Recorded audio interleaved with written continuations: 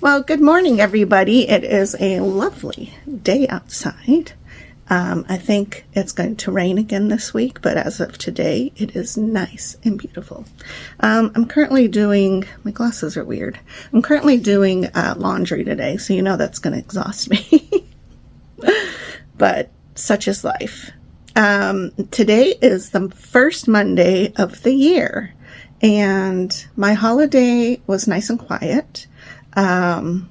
I think it's kind of cool in some ways because my kids work, so we had to rotate when Christmas was with their schedule, which was great because we didn't even celebrate on Christmas, which left me and Donnie to just chill all day. So that was good. I did take a trip down to Bisbee to see the parents and my brother.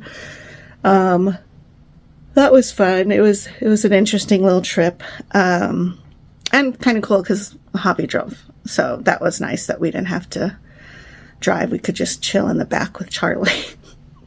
So let me think what else. New Year's happened, and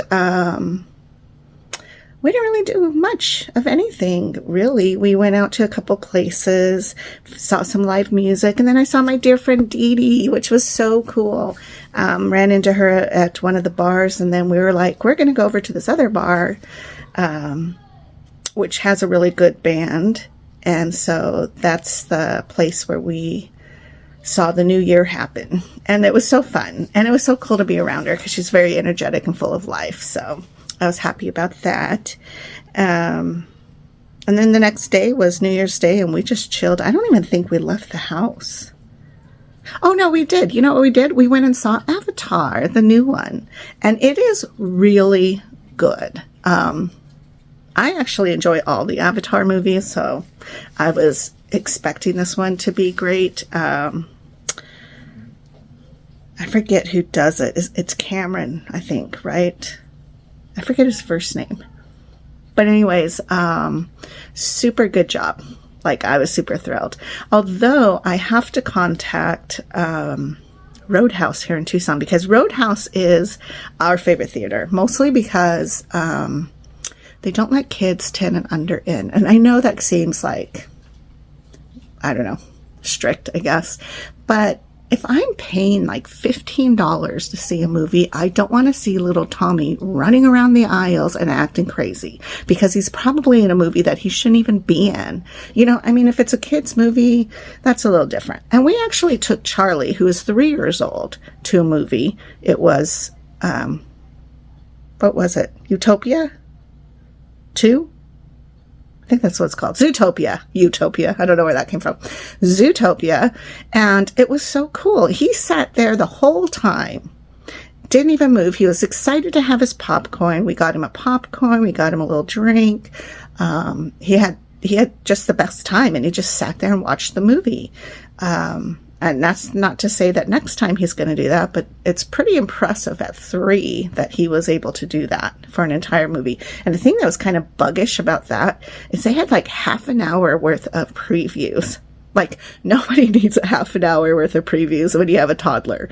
I think next time I might call to see like what time does the actual movie start if I take him again, because that was a little bit iffy. Like, toddlers only have a time frame of attention, right? So, oh, if you can notice, my hand's purple because my hair is purple again. I decided to use Splat, and they literally tell you on the box it gets everywhere. And let me tell you, sister, it gets everywhere. Yeah, like Donnie's shoulder is completely purple. Looks like I beat him up or something, because, yeah, it's just, my pillow is purple. And I left it on for a really long time so it could take, and then I rinsed it out, and then I let it dry. And usually it takes like 2 or 3 times of showering. So right now, like if it rains in the next couple of days, I can't let my hair get wet because it will bleed on my clothes or anywhere that I touch, which is a negative. So if I were to review it, I would say beautiful color, but negative on the simply getting on everything. So there's that. So if you have a little teenager, kid, or whatever that wants to dye their hair, please consider the fact that Splat definitely splats everywhere. But back to the movie. we go to Roadhouse because their little kids can't go.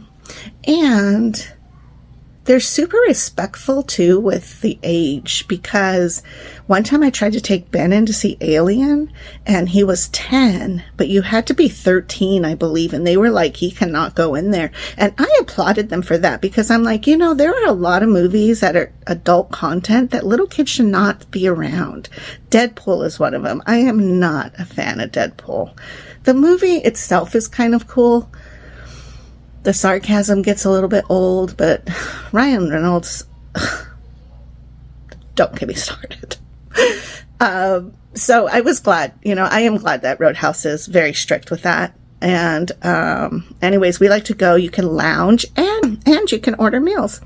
So we were there at 10 in the morning, which I was crazy on New Year's Day to have our tickets at 10 in the morning, because I'm like, we didn't get to bed till like 1:32. Not that it was that early, but then I had to get up right away. Still, let me think. I got up at about 8 so I could do my exchange at 8:30, get ready so we could take off, because it's about 15-20 minutes to get there, right? Well, it kind of sucked because nobody came to us and asked us if we wanted a drink or any food. And I don't know why. So I have a good friend who works there.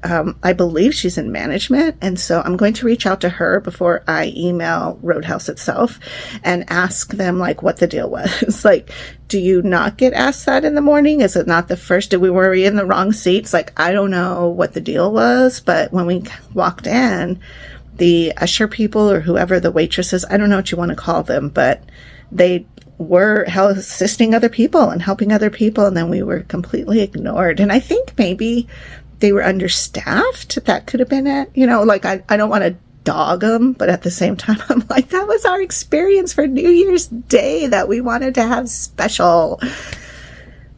And then it was not special. So I do have to contact them about that. But thankfully, the movie was so grand that it didn't feel like, it was a great experience anyways, but it would have been just wonderful to have been serviced, because I was getting pretty thirsty. So, let's see. As for dialysis, everything is going really good. I am back to my normal 3-hour waiting, hold, dwelling time frames. Just real fast. In August, I had surgery where my fallopian tube had dropped down and got tangled up inside me. And so they had to do a surgery where they tacked it back up. And then this is why it's very important to be your own advocate, because they told me to not do dialysis except for at night, and like 1,000 milliliters, where I usually do 2,000 several times a day. So I did that for the first 3 nights. And then he was like, then you just go ahead and do dialysis normally.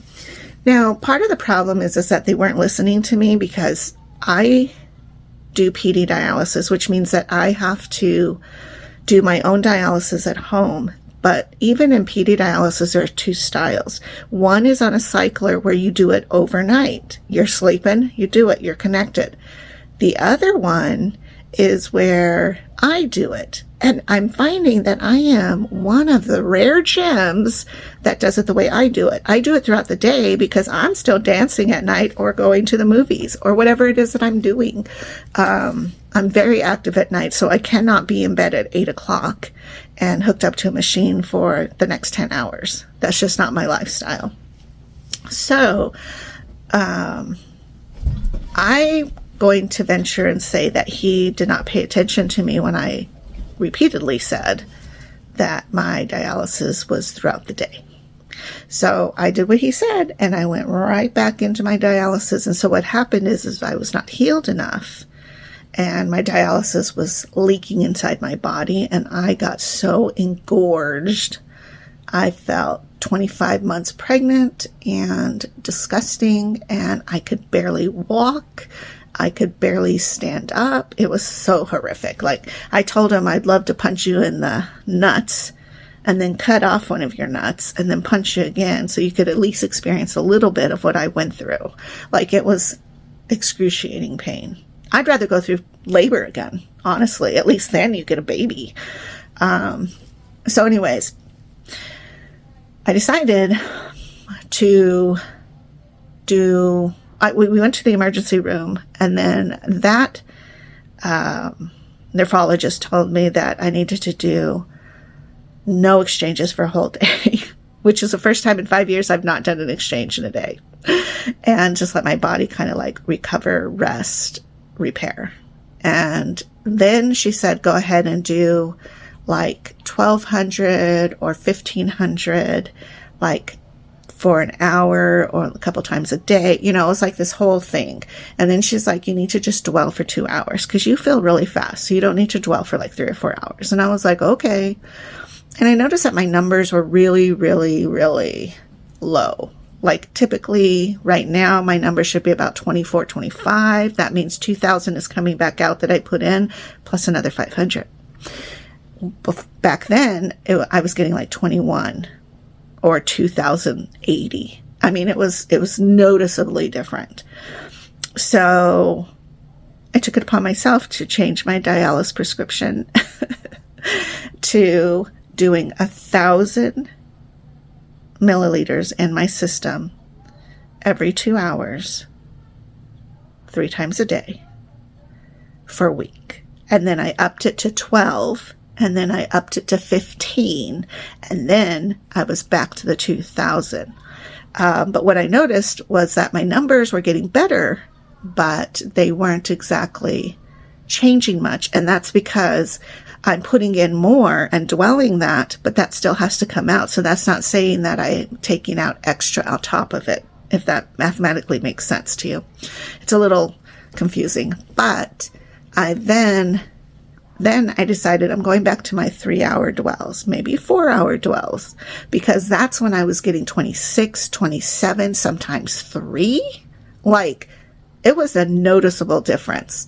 And my lab work was getting pretty sketchy because my phosphates were really high, although I was either fasting and I wasn't eating a lot of stuff. I still don't eat a lot of stuff. I haven't eaten today, and it's almost 1 o'clock.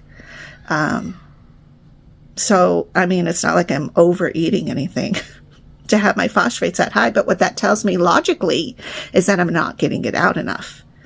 So that tells me I need to dwell longer, not no 2 hours.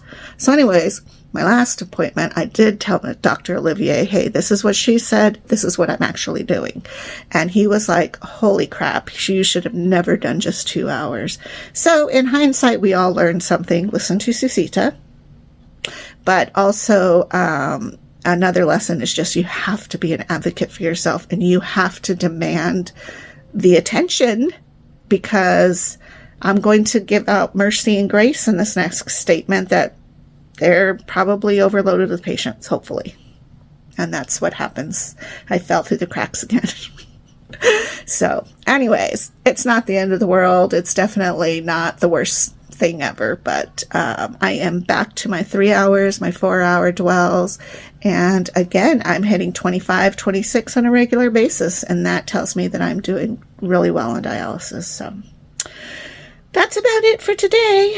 I'm going to let you go. I'm going to finish my laundry. I'm almost done with this dialysis exchange, and I will talk to you later. And also be sure to drink your water, because 2026 is new year, new you. Drink that water. Okay. Bye-bye.